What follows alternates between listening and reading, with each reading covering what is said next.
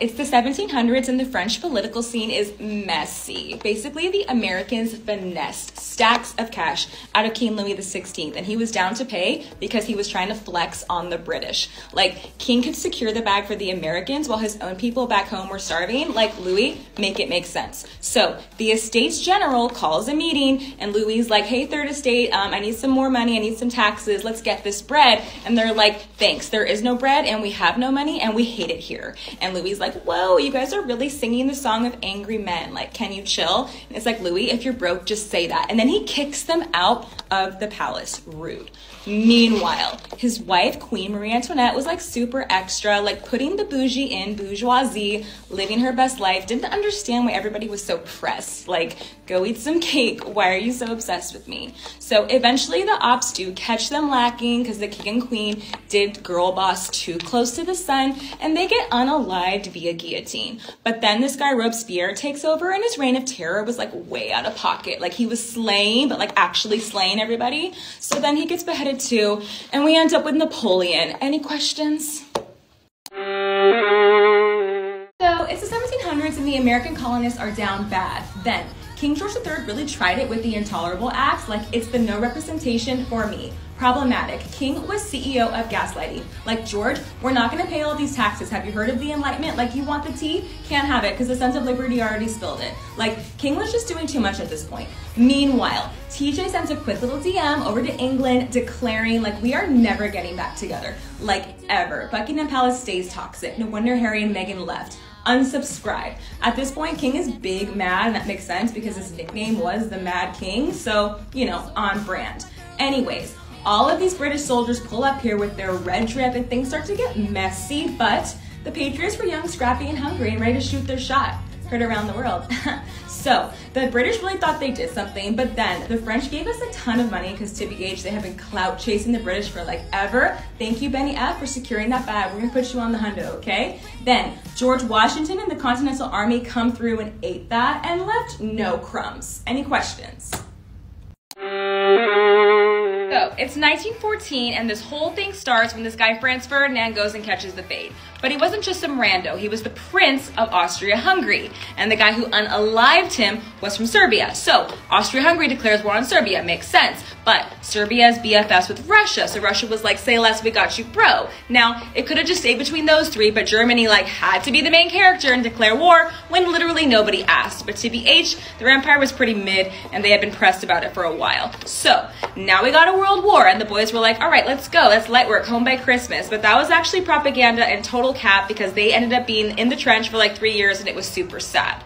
Meanwhile, Russia completely fumbles the bag with the whole Tsar Nicholas II communism situation, so they drop out. And it's looking like Germany might get that dub because America's staying out of it. Like, we don't want that smoke. But then this German guy Zimmerman, we catch him secretly DMing Mexico, telling them to invade us. Like, thank goodness bestie Great Britain found the receipts and told us.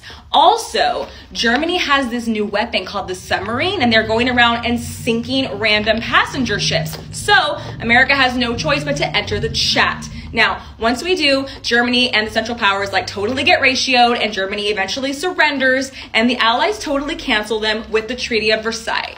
Any questions?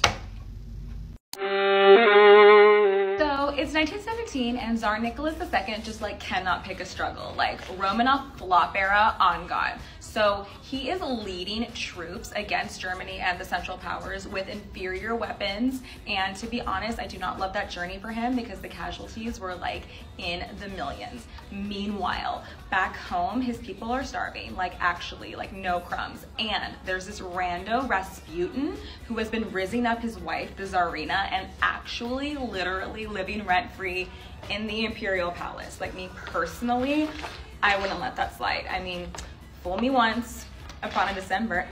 No, JK. So anyways, his advisors go up to him and they're like, hey bestie, word on the street is like the people have been capping on you and they're probably gonna come kill you. Like, so what you should do is like take the L and dip. So Tsar Nicholas II is like, all right, bet. So they set up a provisional government, and it's like cute for like 5 minutes, but then the Bolsheviks take over, and there's this guy, Vladimir. Lenin, not Putin, okay? And it's like the Soviet Revolution, and everyone thinks he like is the moment, but TBH, it's really sus and giving totalitarianism. I can't. So it's 1916, and the Irish would very much like to be excluded from this British narrative. Like, that relationship has been toxic for a few centuries now, and then Archduke Bernie goes and catches the fate, and World War I breaks out. Now, at this point, the British like own the Irish, right? So Ireland's like, wait, what about like the home rule independence situation? And the Brits are just like, IDK, LOL. But by Easter 1916, Irish nationalists are throwing hands in the streets, and Britain responds by like bombing and executing everybody. Like, I swear, men are so dramatic. All that does is make them martyrs. So it brings clout to the cause, and now Irish leaders are like, it's a revolution, we're a republic, fight me bro. And by 1919, World War I is over, and Eamon de Valera is the new HBIC. Meanwhile, big fellow Michael Collins and his squad, the IRA, is going around and messing with the ops, so the black and tans pull up and make everything like way more dramatic. And what that does makes the British look around. They're like, wait, why is nobody rocking with our empire anymore? Like, is it me? Am I the drama? So by 1921, they both sign a truce, and now Ireland is like mostly independent, but it's hella awkward because Northern Ireland is still simping for the UK, and that causes like hella trouble in the 20th century. Like, how many bloody Sundays can you have, guys? But then in 98, we signed the Belfast Agreement, and now everybody's pretty much chill. Any questions? So it's the 1920s, and like Germany is totally canceled because the whole world is super pressed that they started World War I. Like, maybe technically their bestie Austria-Hungary and others were there too, but Germany's the one left holding the bag. Like, literally, Treaty of Versailles said they owed billions. So Germany's like, bruh, what? We're broke. Like, our economy's trash. And France was like, sounds like a skill issue, have several seats. This is probably a case where cancel culture like did not work out, TBH. Meanwhile, America won World War I, so we're having like a 10-year-long after party in the USA with Gatsby and the boys. And the girls can come too. Thank you, Ida B and Susie B. But isn't alcohol like illegal? Yeah, but like we have the plug, like it's chill, nobody cares, it's not that deep.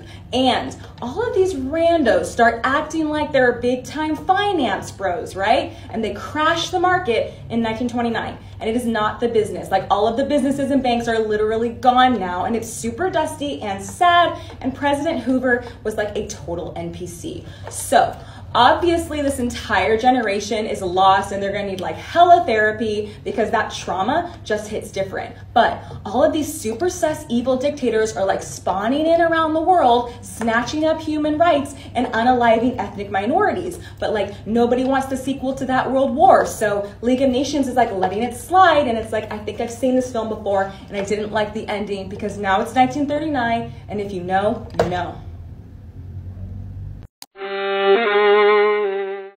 So it's 1939, Germany invades Poland because the evil mustache guy had finessed Neville Chamberlain, and the League of Nations had done the literal least when Italy and Japan had popped off earlier. It's the appeasement for me. Discord mods could have done a better job. So mustache guy and bald Italian guy are like fascist BFFs, and Germany is pressed about Versailles, so they snatch up France, and that leaves Winston Churchill on the Western Front to be the MVP doing the literal most. Then Germany invades the USSR, like, shocker to literally nobody. Turns out the Nazi-Soviet pact was just their way of Stalin. Meanwhile, Japan joins the Axis group chat, so America gatekeeps their oil. So then they attack us at Pearl Harbor. So then Congress declares war, which is based, but then FDR drops 9066, and that is giving unconstitutional. So Ike, USA, and Bestie Canada pull up on D-Day, and now Germany has to throw hands on two fronts again. Like, hi, it's you, you're the problem, it's you.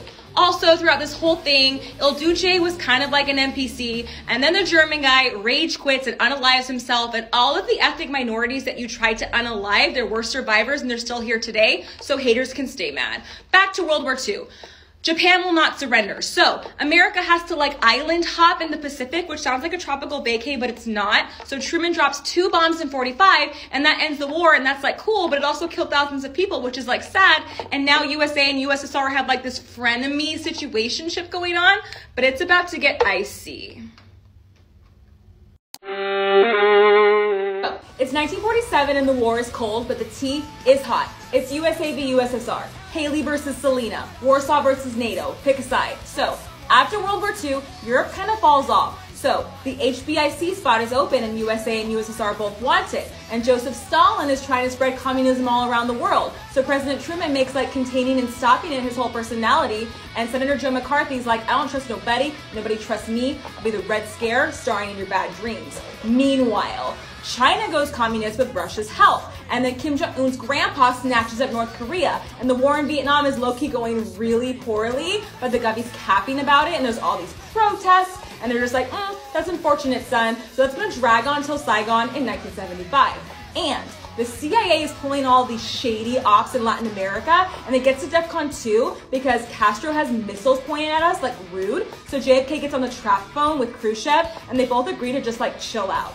And Russia beats us to space, which was like embarrassing. So Neil and the boys have to pull out the lunar flex in 1969. But this is getting like hella expensive. Like it's the 80s now and it's giving detente. And Mikhail Gorbachev comes on the scene. He's like, I'm not like a regular president. I'm a perestroika president. And Reagan's like, all right, drop the wall. And Mikhail's like, okay, bet. So that comes down in 89 and the whole Soviet Union collapses in 91. Any questions?